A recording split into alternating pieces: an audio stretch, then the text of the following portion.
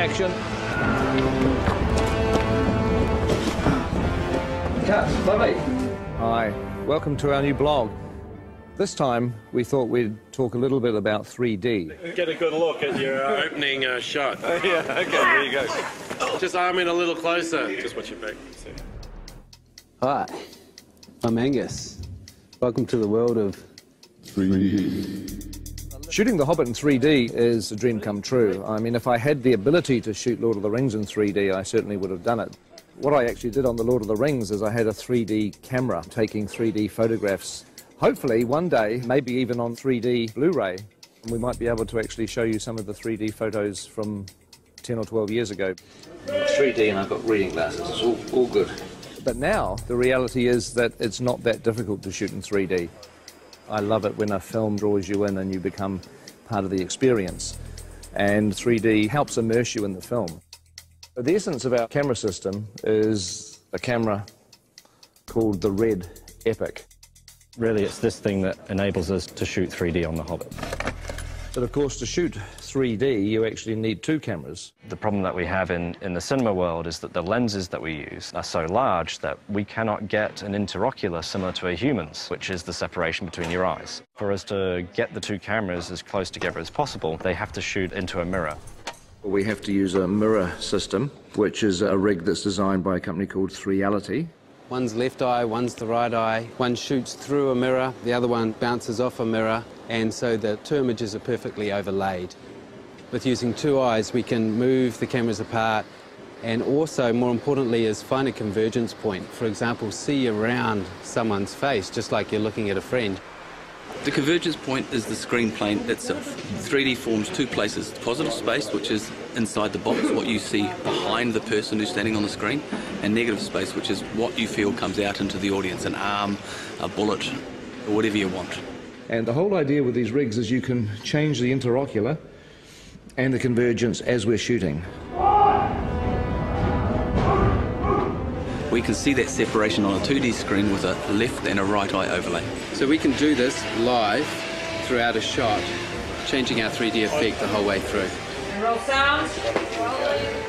We're watching the movie in 3D as we make it. That looks so good. You almost feel like you're in it. A lot of people have an image of 3D being big and cumbersome, and that's true. But we've got a lot of different rigs that we've built for different purposes. It's actually easier in this weird 3D world to have different camera systems for different uses. So this is a camera that we built to go on a crane that can move around and it never comes off the crane. This is the TS5 in a handheld mode. It's our main workhorse camera. It's light, it's small, so it allows Peter to get into very tight, narrow corridors and caves as if he would with a 2D camera. Oh, yes, yes, yes. You know, mobile camera work has always been very important for the films that I've made, and the last thing I wanted to do when we went to 3D was to restrict or change the shooting style. So with the camera doing the help as well, you don't need me to do much of it. It was very important for The Hobbit that we feel like the same filmmakers have gone back into Middle-earth to tell a new story. We're shooting at the same speed as you'd shoot 2D. Dollies, cranes, Steadicam, we put it on the shoulder and we shoot handheld. The same as we would always shoot a movie. Of course, once you've got 3 or 4 cameras for main unit, you need 3 or 4 cameras for second unit, which is 8 cameras, which is really 16 cameras. This is the world of the Hobbit camera department. We have 48 Red Epic cameras, and they're on 17 3D rigs. This one's called Walter, which was my grandfather. This one's Ronald, my uncle. Emily was Fran's grandmother. Perkins was actually Fran's dog. Witchy Poo, Frank, Bill is my dad. Fergus is the name of one of our pugs. Tricky Woo, that's the name of Pekingese. Stan is another one of our pugs. There's cameras called John and Paul, George and Ringo, who are not relations of mine. Are we having fun? Yay! We're not shooting film, we shoot digitally. We shoot onto these cards, which slot in the side of the camera. And each one of these is 128 gig. On top of that, you're shooting at 5K resolution. A very sharp, clear image. Needs like a chart, but you know, like 5K's there, 4K's about there, and then your 1080, home TV is down here, so it gives you sort of an idea of the amount of information that we're actually capturing on these. Let's do another one of those. 48 frames, yes. Yep. We're shooting the Hobbit at a higher frame rate at 48 frames per second, which is twice the normal 24 frames. The human eye sees 60 frames a second, so 48 frames is more of a natural progression toward giving the viewer what they would actually see in the real world. The people who have seen scenes of The Hobbit at 48 frames a second often say that it's like the back of the cinema has had a hole cut out of it where the screen is, and you're actually looking into the real world. Once you add stereo, and it gives you that extra ability to control depth, you can devise ways in which it can become part of the storytelling of a film. For instance, in Mirkwood, we really play on the fact that it's a forest that's kind of hallucinogenic almost. It draws you in. It makes you part of it, and you may never get out. What we want is just to stay where you are and then... Stay back! Stay where you are! Mirkwood is a big forest, and it's full of vines and sinister-looking trees, I suppose you say. It has a lot of things hanging down, a lot of things coming from all sorts of angles, and it helps us with the 3D to be able to push into that and try and get the audience to feel that they're actually trying to move into the forest with the cameras and give it that dark and look-over-your-shoulder feeling. Colour-wise, with the red camera, tends to eat colour a little, and so we add more colour.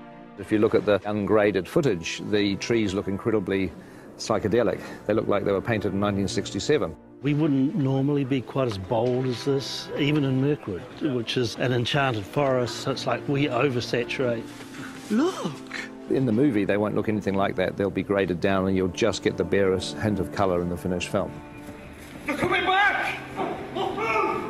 3D 48 frames is pretty unforgiving, and we have to change our whole way to go about coloring these things, because what we found out in early tests that if there wasn't enough red in these pieces, they would punch up yellow and react differently than normal skin with blood running through it. So here's an example. This is Graham McTavish as Wallen, and we've had to add a lot of red tones to his makeup. So if you notice, if you stick your hand up next to your face, how incredibly pale this man is right now. I've barely seen daylight for the last 6 months, that's fine. Yes. So we have to add the blood in the piece to make him look like a normal flesh tone. It looks freaky now, but on film it's going to read beautifully. Fingers crossed. With the 3D HD stuff, it is amazing how when people's hair moves around on the wigs, it has to actually be the real thing. It has to be real hair. And you find, because the number of frames a second you're using and so on and so forth, if you've got real hair moving around, it just looks real. I've never worked on a film that's 48 frames per second and uses the cameras that we're using. It's challenging to look for fabrics that work.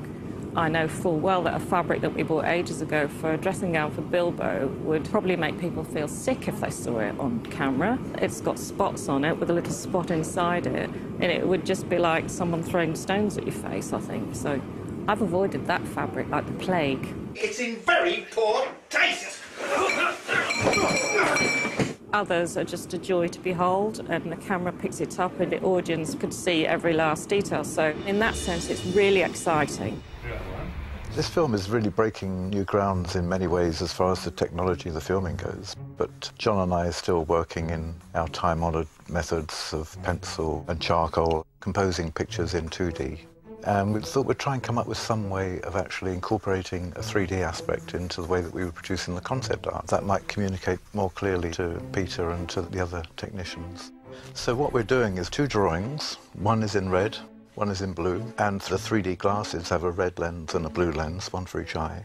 Don't go too heavy on it. This is probably the first serious cinema production where the actual concept art has been done in 3D.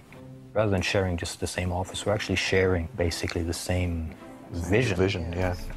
There's been a bit of a tendency for me to take on the blue, and obviously, you know, sitting on the right-hand side of the picture, it's easier to actually get your head around the left side. It doesn't make sense when you try and explain it like that. It's a huge help for Peter because we're actually proposing the full depths. I mean, it means Peter has to wear glasses when he looks at our art, but... Yeah. My God, coming at you, look at that. Woohoo!